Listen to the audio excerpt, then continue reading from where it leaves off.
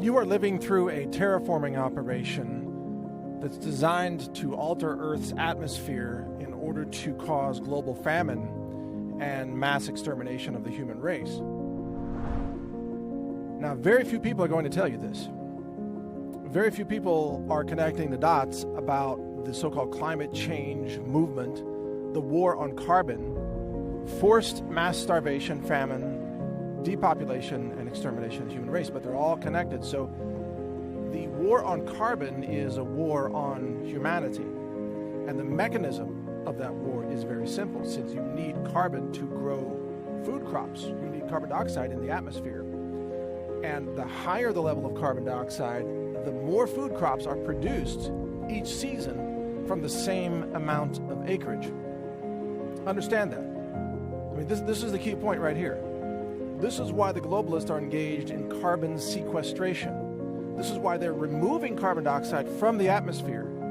It is in order to reduce crop yields so that they can achieve mass famine, starvation, collapse of the human race.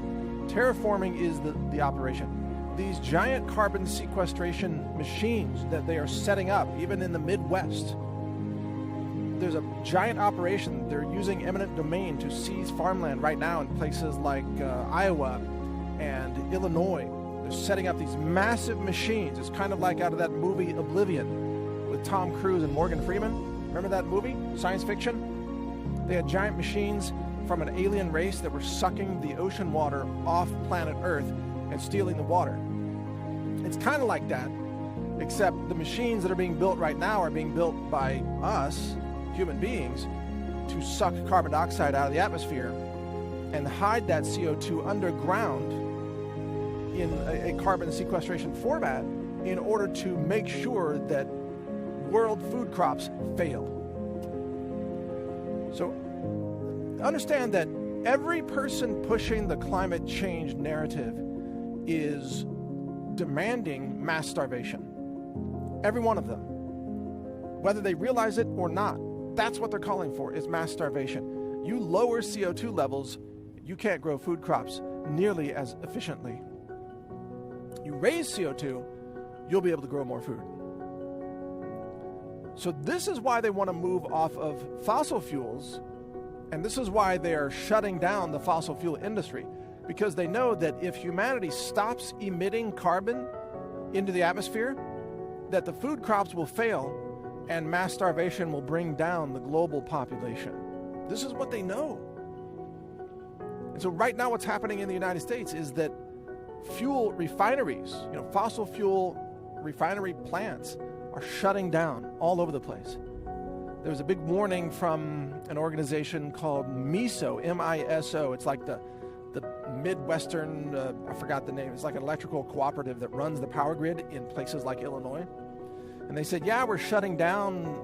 I mean, we're losing all these coal plants that they're being shut down. Some of them are becoming too old. Some of them have been shut down because they've lost their licensing, or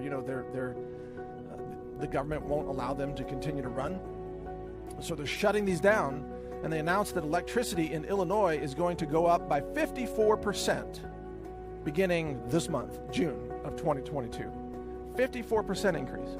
Oh, and you're going to have rolling blackouts on top of that too. So there's your little bonus round right there.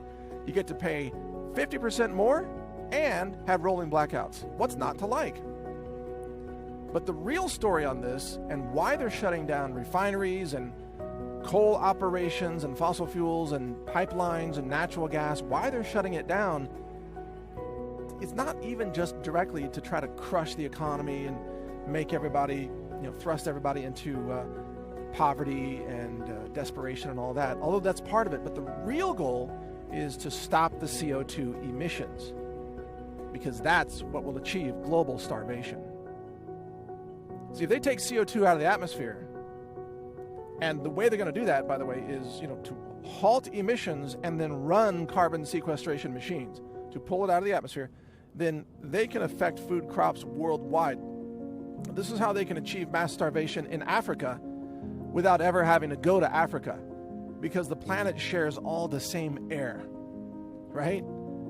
I mean, whatever you put into the air or pull out of the air in the United States is also going to get pulled out of the air. I mean, The air is all mixed up all over the planet. We share the same air, obviously. I mean, eventually, the jet streams and so on, the air mixes up and moves around, and it's all the same air. You pull CO2 out of the air in one spot, that's lowering the CO2 levels everywhere on the planet. And you know that the globalists have been trying to achieve mass starvation of Africa for a very long time, for generations, and also mass death through the vaccines, infertility vaccines. In fact, Andy Wakefield just put out a new movie on that in conjunction with Children's Health Defense, Robert F. Kennedy Jr. It's all about the infertility agenda of mass vaccination of women in Kenya and other African nations. So the globalists have been trying to take out Africa for a long time. They finally figured out a way to do it, and it's by collapsing the food supply.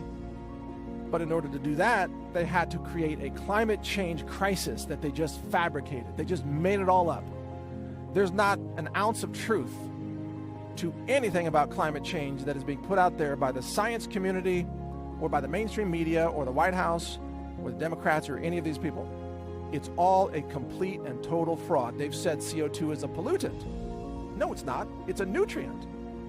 It's the world's most important nutrient, in fact, for life on Earth. Maybe you could argue that O2, oxygen, perhaps that's the most important, but because you got to breathe, but you also got to eat. And if you don't have CO2, you don't have food crops and you can't eat. So maybe let's say O2 is the first most important, then CO2 would be the second most important. I call it the God molecule. God wants us to have carbon dioxide because that's what's used in photosynthesis, people. Photosynthesis. You combine sunlight energy with carbon dioxide and water, and you get plant metabolism, and then the byproduct is O2, which is what we breathe. And this is the other part of the story that I wanted to get to anyway, which is that when they lower CO2, they reduce plant life all across the planet. And when they reduce plant life, then you don't have as many plants producing oxygen, which is what we breathe, like I just said. And that means oxygen levels will fall. As oxygen levels fall, human beings and all the animals that breathe oxygen will slowly asphyxiate. You will have people dropping dead from an inability to provide enough oxygen to their brains or to their hearts. Now, oxygen is carried by the hemoglobin molecule in your blood. The hemoglobin molecule is made non-functional by the spike protein that's found in SARS-CoV-2. So in other words, if you get exposed to these bioweapons nanoparticles, either through vaccines or through an actual nanoparticle release, your ability to carry oxygen is impaired. And this is why people who have pre-existing conditions like emphysema or lung disease and things like that, they were among the very first to die from the pandemic because they could not carry enough oxygen to keep their brains alive, you see. Well, folks, this is all by design. You see, the attacks on carbon dioxide, is not just an attack on the food supply. It's an attack on the plants that create the oxygen that keeps you alive. And at the same time, the bioweapons are an attack on your blood's oxygen-carrying capacity. If your blood can't carry oxygen, you die within a couple of minutes. And that's already happening. So you see the multi-vector attack for mass planetary extermination. They're running a terraforming operation, but they're also altering your blood with an engineered biological weapon that impairs your ability to carry oxygen. And by the way, the hemoglobin molecule also carries CO2. I don't know if you knew that, but it's a molecule that's kind of like a little chemical transformer.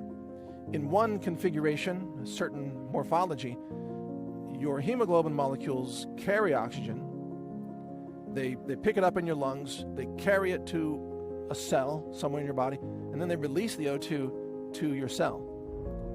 And then the hemoglobin transforms into a different molecule that now attracts carbon dioxide, which is the waste product of human cellular metabolism.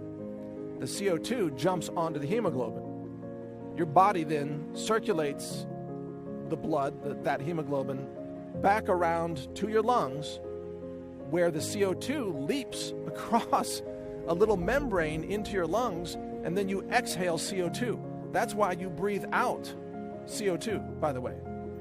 So you're breathing in oxygen and you're breathing out CO2. In order to achieve that, your hemoglobin has to work correctly.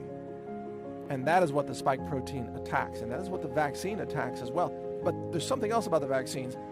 They are creating these crazy, insane tissue clots that are appearing in the bodies, especially in the arteries of people who have taken these vaccines. So these clots are blocking the flow of the blood that carries the oxygen to your brain. There is a giant clot that has been pictured in a photo from Richard Hirschman, the embalmer, this giant clot that came out of a man's carotid artery. That clot is about the diameter of a finger. Massive. It was blocking the carotid artery. The globalists are killing humanity through so many vectors. They're blocking your blood flow. They're altering the efficiency of your hemoglobin molecules, which are in your red blood cells. They are attacking the food supply with the so-called war on carbon, and they've created this entire system of compliance and support from the oblivious masses who have no idea that they're taking part in the extermination of the human race. How many people are marching around to save the planet, and they're all in favor of the climate change agenda? Do they realize that they are in fact promoting an extermination agenda? Do they realize that? Because I doubt it. It's an extermination agenda, and they are cheering it on. They think it's wonderful because they've been brainwashed and indoctrinated and controlled. They will cheer the extermination of the human race. They will cheer the collapse of global economies. They will cheer the removal of oxygen from the atmosphere by the suppression of plant metabolism through the removal of carbon dioxide from the atmosphere. They will cheer the terraforming of planet Earth, even as Earth's atmosphere is being made inhospitable to human life. This is a planetary scale, extinction level event.